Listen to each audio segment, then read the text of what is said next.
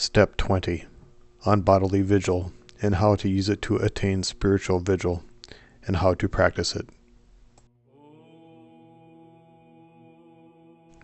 Some stand before earthly kings without weapons and without armor, but others hold staffs of office or have shields or swords.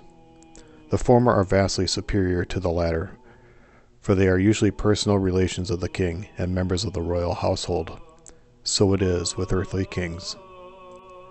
Now let us see how we stand before God our King, when we stand at our prayers in the evening or during the day and night. For some at their evening all-night vigil lift up their hands in prayer, being immaterial and stripped of all care. Others stand at that time chanting psalms. Others are more occupied in reading, and some, out of weakness, courageously resist sleep by working with their hands. Others immerse themselves in the thought of death, hoping thus to obtain contrition.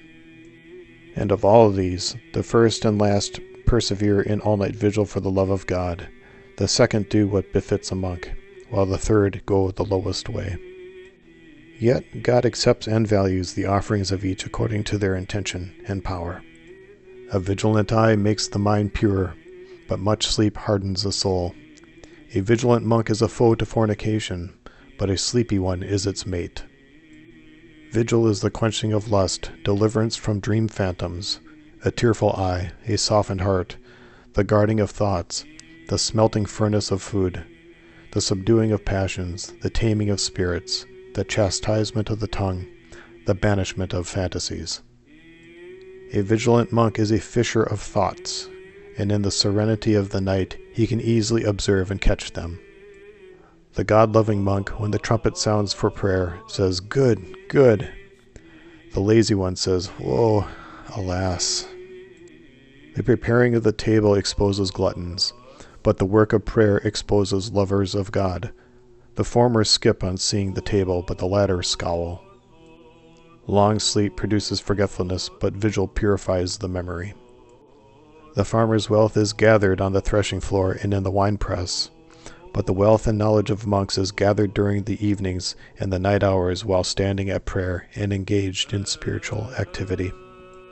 Long sleep is an unjust comrade. It robs the lazy of half their life, and even more. The inexperienced monk is wide awake in friendly conversation, but his eyes become heavy when the hour of prayer is upon him. The lazy monk is experienced in loquaciousness, but when the hour of prayer arrives, he cannot keep his eyes open. At the sound of the trumpet, the dead will rise, and when idle talk is afoot, those who were asleep come too. The tyrant of sleep is a crafty friend. When we are full of food, it often leaves us, but in hunger and thirst it attacks us vigorously. It suggests that we should do handiwork during our prayers, for it cannot otherwise foil the prayers of the vigilant. It first enters into conflict with beginners in order to make them negligent from the very outset, or to prepare the way for the demon of fornication. Not until we are freed from this should we beg to be excused from common worship, for often shame keeps us from dozing. The hound is the enemy of hares, and the demon of vainglory is the enemy of sleep. When the day is over, the vendor sits down and counts his profits, but the ascetic does so when the solemnity is over.